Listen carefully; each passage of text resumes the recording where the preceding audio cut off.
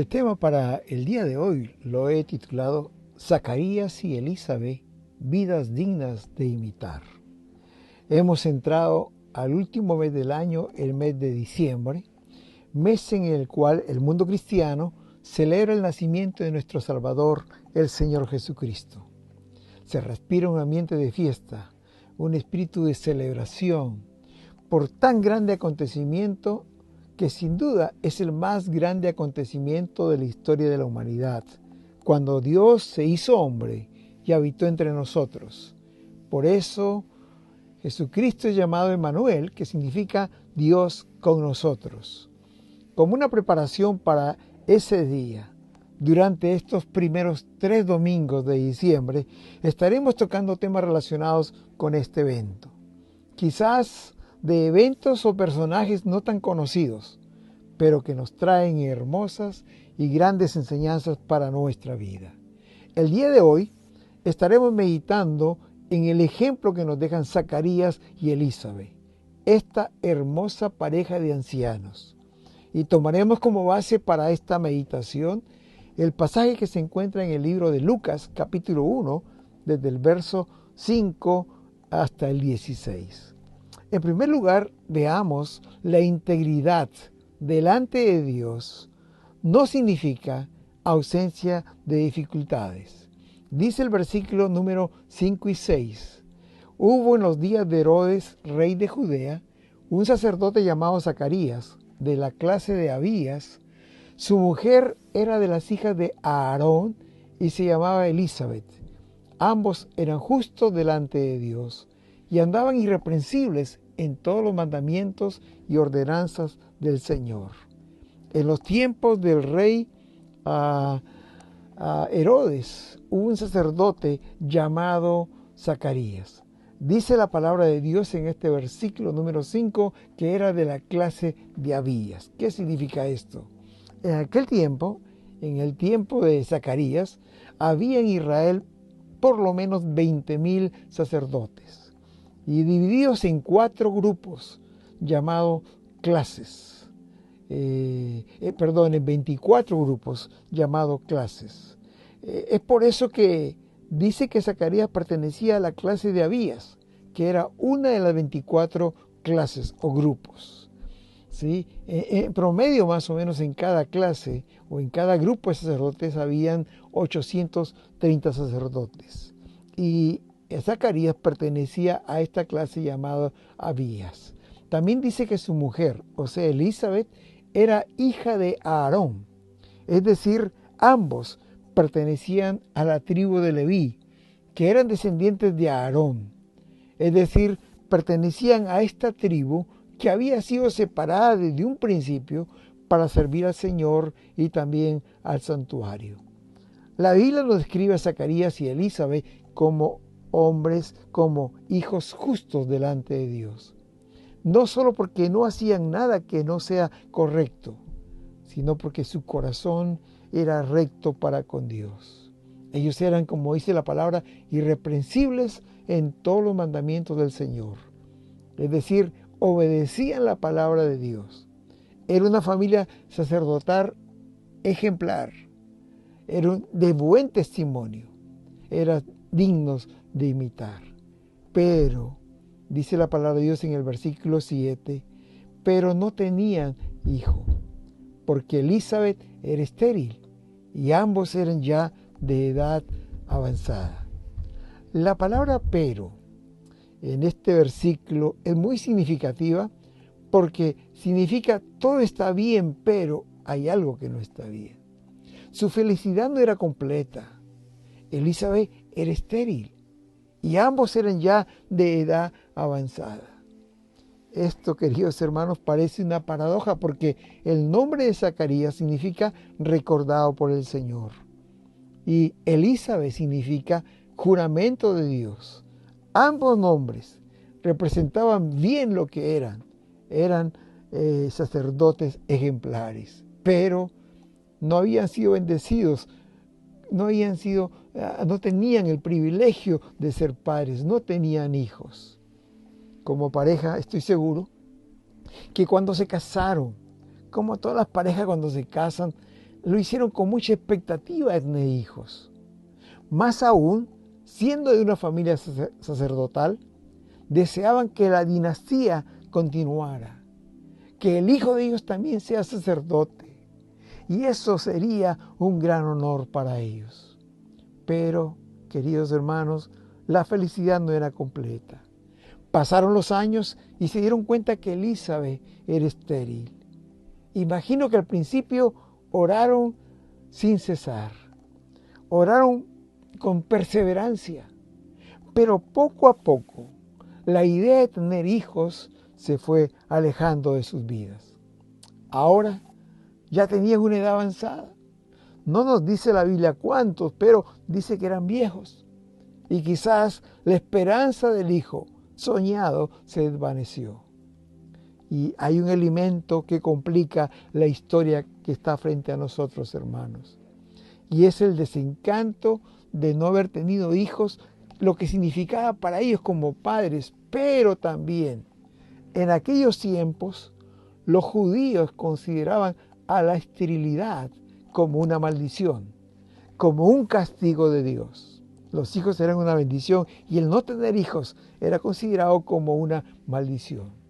Por eso es que cuando Elizabeth quedó embarazada, en el versículo 25 de este mismo capítulo dice que así ha hecho conmigo, dijo el Señor, dijo Elizabeth, en los días en que se dignó quitar mi afrenta entre los hombres, porque el ser estéril era una vergüenza para ella delante de los hombres. Y frente a una situación como esta, queridos hermanos, más aún siendo sacerdotes del Señor, que se supone que eran bendecidos con todo tipo de bendición del Señor, estoy seguro que muchas veces se hicieron la pregunta, ¿por qué a nosotros? ¿Qué hicimos mal? Ahora, ¿qué dirá la gente que no tenemos hijos? Queridos hermanos, la vida de esta pareja de ancianos nos enseña que, aún siendo fieles al Señor, no estamos libres de pasar por tiempos difíciles. El tiempo de prueba va a tocar las puertas de nuestras vidas y sin duda vamos a tener que pasar por ella. Pero cuando pasamos al paso número 2 de esta historia, que a pesar de la prueba, Zacarías y Elizabeth deciden servir al Señor con excelencia. Como dijimos, la situación no era fácil. ¿Qué dilema para ellos? Eran una familia sacerdotal. Frente a esta realidad tenían dos opciones. O seguían sirviendo a Dios o dejaban el ministerio. Pero Zacarías tomó la segunda opción. Él decidió seguir sirviendo a Dios y aún haciéndolo con excelencia. Qué lindo ejemplo, porque con más intensidad ahora buscaba a Dios. Aun cuando su oración no había sido respondida, él con mucha intensidad buscaba a Dios y le sirvió con excelencia, hermanos queridos. A pesar de la prueba, le sirvió a Dios con todo su corazón. Las Escrituras siguen diciendo en el versículo 8 y 9 que aconteció que ejerciendo Zacarías el sacerdocio, delante de Dios según el orden de su clase, conforme a la costumbre del sacerdocio, le tocó en suerte ofrecer el incienso entrando en el santuario del Señor. Dijimos antes que cada clase de las 24 era compuesta por 830 sacerdotes y cada uno de ellos servía 2 semanas al año en el templo en oficios menores. Y era muy afortunado aquel sacerdote que por lo menos una vez en su vida le tocara quemar el incienso en el santuario. Hacer esto era un privilegio muy grande para todo sacerdote y lo anhelaban, porque era una ceremonia muy importante para el pueblo de Israel. 3 eran los sacerdotes que servían en el templo, en el altar, cada vez que les tocaba. Uno limpiaba el lugar santo, otro ponía el sacrificio sobre el altar y el tercero quemaba el incienso, pero el privilegio era para que él quemara incienso. Y todo esto pasaba en el lugar santo. Solo la pesada cortina separaba al lugar santo del lugar santísimo. Pues el lugar santísimo era donde entraba el sumo sacerdote una vez al año. Pero mientras quemaba el sacerdote el incienso en el lugar santo y oraba por el pueblo, a su vez el pueblo hacía lo mismo afuera del templo. Como dice el versículo 10, toda la multitud del pueblo estaba afuera orando a la hora del incienso. Y lo que pasaba al final de esta ceremonia era precioso, porque al final de la ceremonia salía el sacerdote a la puerta del tabernáculo y el pueblo esperaba la bendición sacerdotal. Esta bendición se encuentra en Números capítulo 6 del 24 al 26. Y el sacerdote decía estas palabras: Jehová te bendiga y te guarde. Jehová haga resplandecer su rostro sobre ti y tenga de ti misericordia. Jehová alce sobre ti su rostro y ponga en ti paz. Para un hombre piadoso como Zacarías, queridos, este fue probablemente el evento más grande de su vida. Un tremendo privilegio que Dios le dio a Zacarías. Él había servido al Señor por tanto tiempo, aun cuando no había tenido hijos, aun cuando no había sido bendecido por el Señor. Él amaba a Dios con todo su corazón y le servía con excelencia. Qué gran ejemplo para nosotros, queridos, que servimos al Señor. Porque con sus vidas ellos nos demuestran que seguían adelante en el servicio al Señor, sin pensar en sí mismos o aún en sus propias necesidades, hermanos. Menos aún renegar contra Dios porque no habían recibido la bendición tan anhelada. Al contrario, honraban a Dios con lo mejor que tenían y le servían con excelencia. Queridos, a veces, cuando estamos pasando tiempos difíciles, en lugar de acercarnos a Dios, nos alejamos de Dios y renegamos contra Él algunas veces. Queridos, es cuando más cerca debemos de estar de Dios. Y es cuando más debemos servirle con amor, porque el Señor mira eso. Esa es una ofrenda de olor fragante a Dios, porque a pesar de no ser bendecidos, creemos en Dios y le servimos con todo nuestro corazón. En tercer lugar, esta historia nos enseña que siempre Dios escucha nuestras oraciones. Versículo 11 al 13 dice: y se le apareció un ángel del Señor puesto en pie a la derecha del altar del incienso. Y se turbó Zacarías al verle, y le sobrecogió temor. Pero el ángel le dijo: Zacarías, no temas, porque tu oración ha sido oída, y tu mujer Elizabeth te dará a luz un hijo, y llamarás su nombre Juan. Hermanos queridos, Zacarías y Elizabeth probablemente por años oraron apasionadamente por un hijo. Lo esperaron con una ansiosa inquietud, pero quizás se dieron por vencidos. Ya hace mucho tiempo que no oraban con la misma intensidad, o de repente dejaron de orar. Al ver la esterilidad de Elizabeth, la edad de ambos avanzada, hermanos, su fe había decaído, se habían desanimado.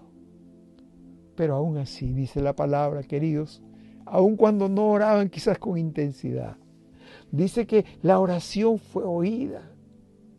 Esa oración que por tiempo se había sido levantada había llegado al corazón de Dios.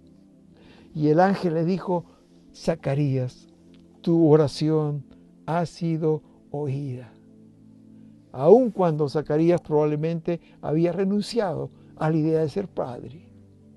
Pero queridos, Dios no había renunciado a ella. A pesar de que Zacarías había dejado de orar, Dios contestó su oración. Nunca el Señor le dijo no a su oración.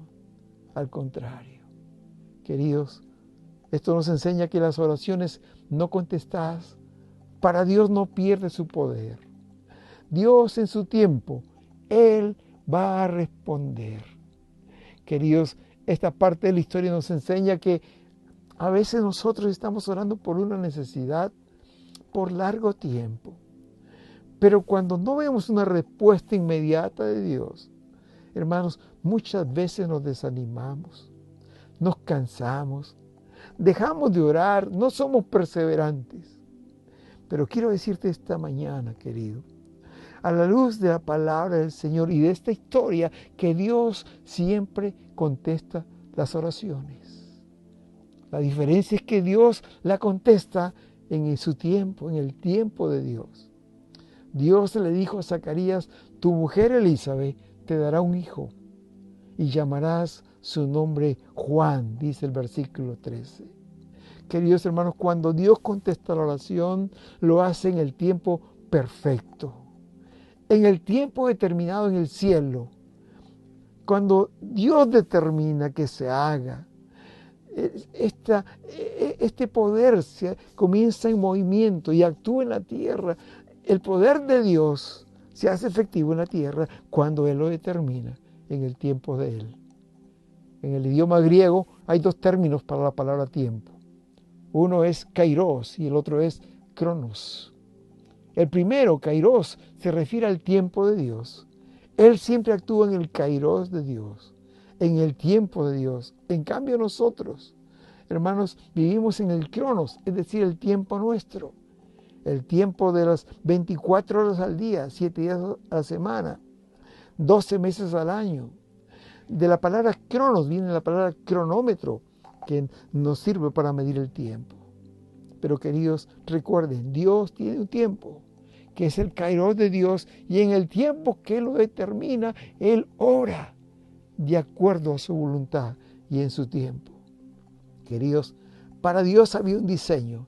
El plan estaba trazado, no había que improvisar nada. Y en el plan redentor diseñado en el cielo, estaba escrito que Juan el Bautista nacería 6 meses antes que Jesús, porque Juan el Bautista prepararía el camino del Señor. Y miren, queridos, qué hermosa es la palabra de Dios. En este mismo capítulo 1, dice que 6 meses después que había concebido Elizabeth, 6 meses después exactamente, el ángel Gabriel se le presentó a María y le dio el anuncio de que iba a concebir un niño. Lucas 1:31 dice, y ahora el ángel dirigiéndose a María dice, y ahora concebirás en tu vientre y darás a luz un hijo y llamarás su nombre Jesús. Ella extrañada le dijo al ángel que cómo sería esto, pues no conocía varón. Y el ángel le dijo, el Espíritu Santo vendrá sobre ti. El Espíritu Santo. María estaba extrañada de este anuncio. Era algo tan grande que sucedería. Ella sería la madre del Salvador. Estaba tan extrañada, no conocía a varón, no sabía cómo se iba a producir esto. Y el ángel, para confirmar que nada es imposible para Dios, le dijo que su prima, Elizabeth, la anciana, estaba también embarazada y que iba a tener un hijo. Lucas 1:36-37 dice, y he aquí tu parienta Elizabeth. Ella también ha concebido hijo en su vejez. Y este es el 6º mes para ella, la que llamaban estéril, porque nada hay imposible para Dios. Oh, hermanos queridos, Dios siempre llega a tiempo. Dios nunca llega tarde.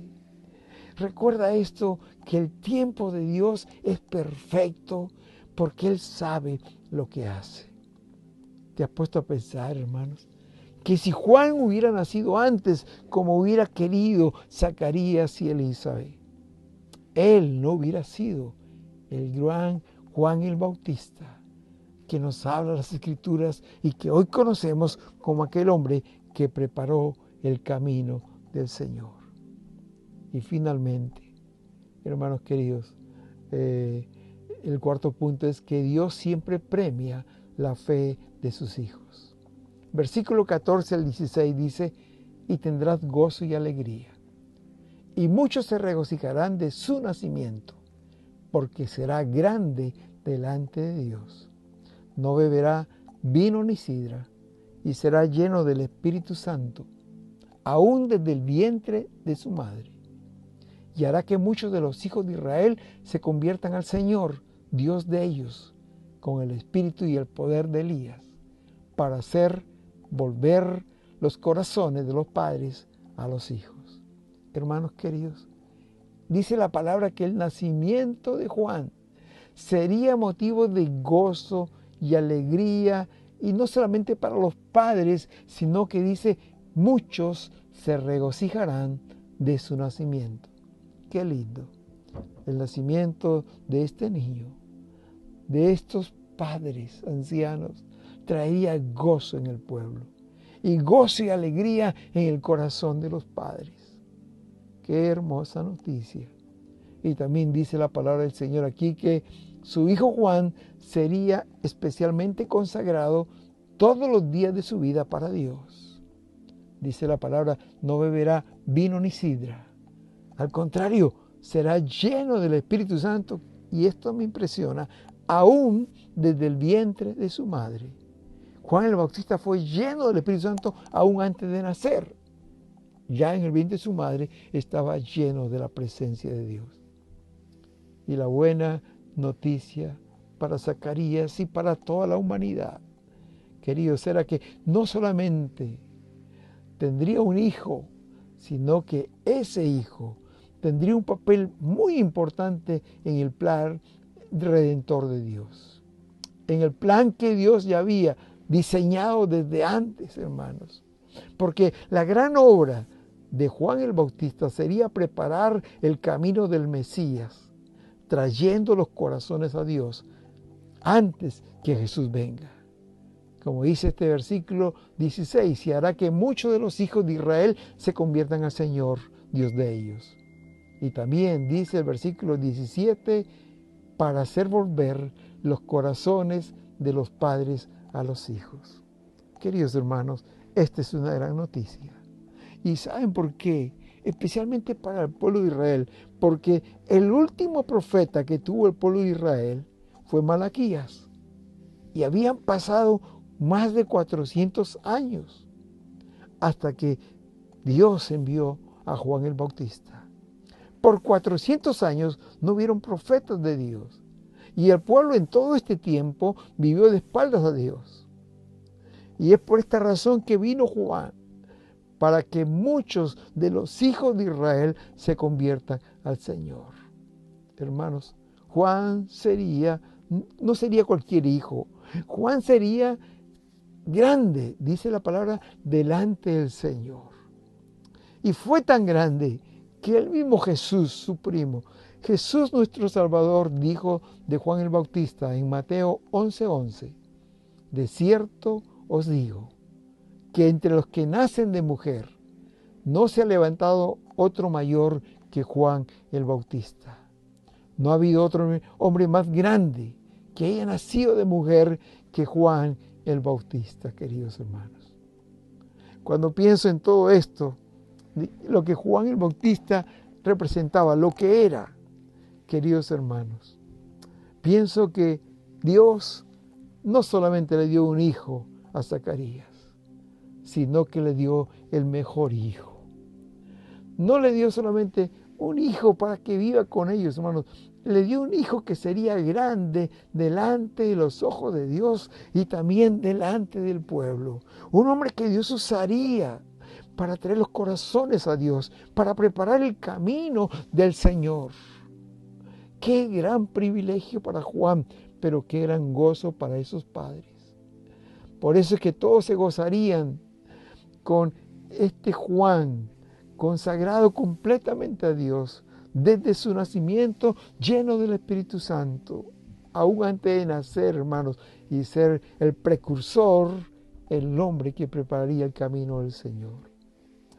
No puedo imaginarme el gozo que sentía Zacarías con su hijo Juan. Hermanos, Dios siempre da lo mejor. Siempre Dios nos da lo mejor. Y muchas veces Él nos da más de lo que pedimos. Si somos fieles, si creemos en Él, si confiamos en Él y si depositamos toda nuestra confianza en el Señor. ¿Cuál es el mensaje que nos trae esta Navidad, queridos? A través de la historia de Zacarías o de Elizabeth. Es posible que en este tiempo te encuentres viviendo tiempos difíciles, tiempos de prueba. Y quizás aún estás pensando dejar el camino del Señor, volver atrás. Quiero decirte en este día que el mensaje de Navidad que nos trae la vida de Zacarías y Elizabeth, en primer lugar, es un mensaje de integridad delante de Dios. Que tengas una vida íntegra delante de Dios, aunque esto no significa la ausencia de dificultades. La palabra nos enseña este día que Zacarías y Elizabeth eran justos delante de Dios y que andaban irreprensibles en todos los mandamientos y ordenanzas del Señor, pero aún siendo fieles, no fueron exceptuados de pasar tiempos difíciles. Lo mismo se aplica para nuestras vidas. Aunque seamos fieles, no estamos exonerados de tener tiempos difíciles. Estos tocarán nuestra puerta.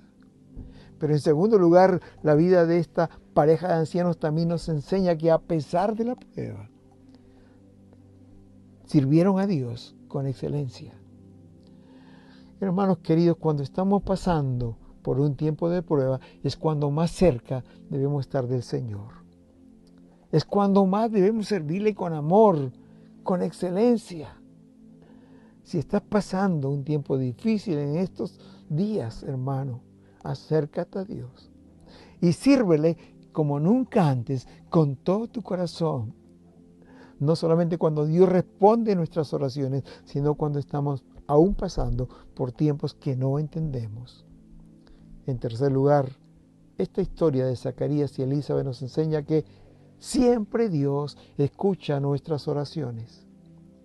A veces oramos por alguna necesidad y por largo tiempo, pero al ver que no hay respuesta de Dios, nos desanimamos, nos cansamos, dejamos de ser perseverantes, hermanos. Pero recuerda, Dios siempre escucha nuestras oraciones y Él las responde. Así como Dios respondió la oración de Zacarías en el tiempo de Dios. Y recuerda esto, que el tiempo de Dios siempre es el tiempo perfecto. En cuarto lugar y último, hermanos, Dios siempre premia la fe de sus hijos. Dios no solamente le dio a Zacarías un hijo, sino que le dio el mejor hijo, un hijo especial. Oh, hermano querido, como dijo el Señor, no ha habido otro hombre mayor que Juan el Bautista. No ha habido nadie que nazca de una mujer mayor que en él, el Hijo de Dios, Dios mismo. Hermanos, alabó a este hombre, a la vida de este hombre. Imagino el corazón de estos padres ancianos, Zacarías y Elizabeth. Y sabes una cosa, querido, si nosotros pasamos el tiempo difícil, si nosotros, hermanos, amamos al Señor y confiamos en Él aun cuando estemos sufriendo y nos mantenemos firmes en sus caminos y clamamos a Dios y nunca dejamos de orar y le creemos que Dios es poderoso para hacer aún más de lo que le pedimos, Dios responde en su tiempo. Hermanos, Dios premia la fe de sus hijos. Y Dios siempre nos da mucho más allá de lo que le pedimos. Oremos, queridos. Señor, en este día queremos darte las gracias por tu palabra. Gracias, Señor, por enseñarnos que van a venir días difíciles, aun cuando caminemos en integridad.